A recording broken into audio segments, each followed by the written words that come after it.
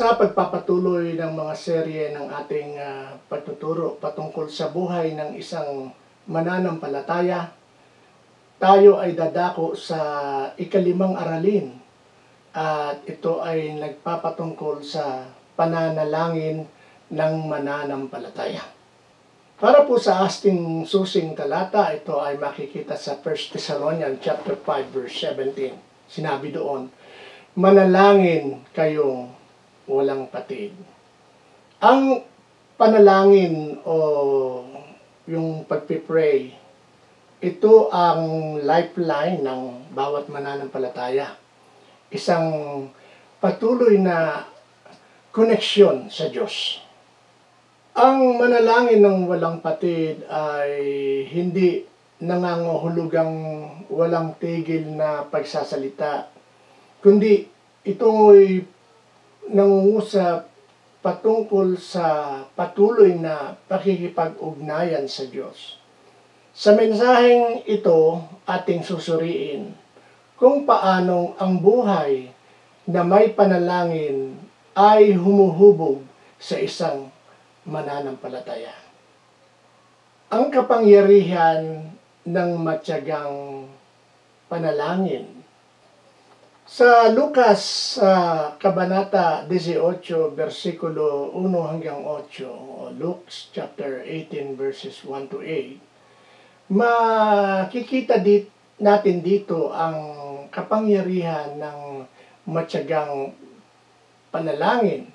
So, isinalaysay ni Jesus ang talinghaga ng babaeng balo upang turuan tayo'y laging manalangin at huwag mawalan ng pag-asa.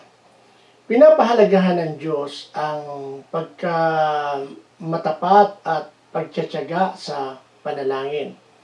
Ang matyagang panalangin ay nagtuturo ng pagtitiwala at nagtatatag ng tibay sa pananampalataya.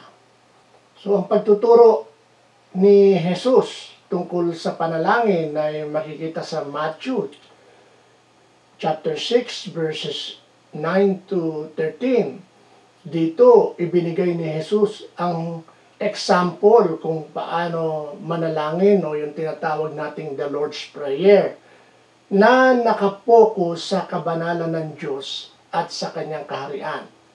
Ito'y araw-araw na pagdedepende sa kanya, kapatawaran at proteksyon.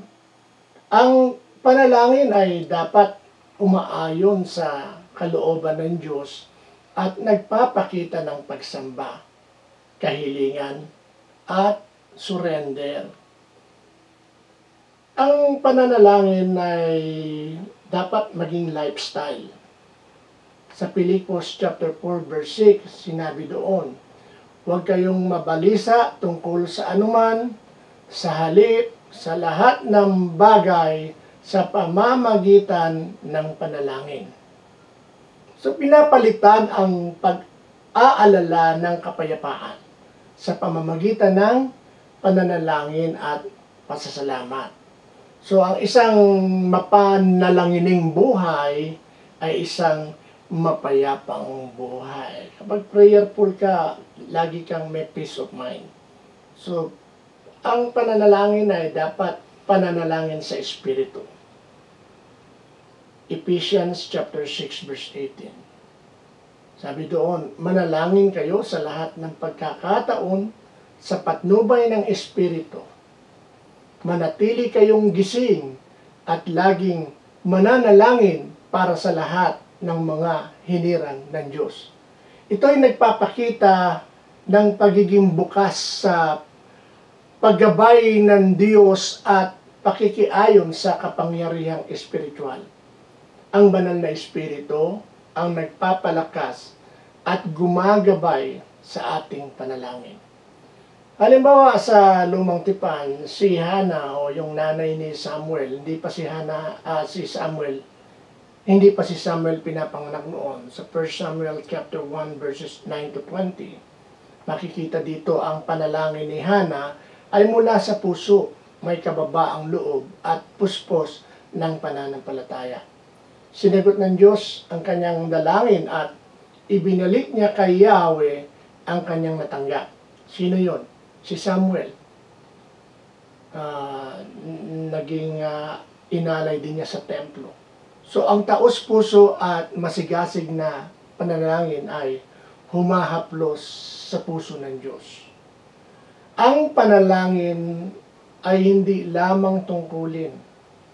Ito ay kagalakan at araw-araw na disiplina. Ang buhay ng mananampalataya ay dapat namamarkahan ng patuloy, tapat, at pinangungunahang panalangin ng Espiritu. Lumago tayo sa ugnayan natin sa Diyos sa pamamagitan ng paninindigan na manalangin ng walang patid. Salamat.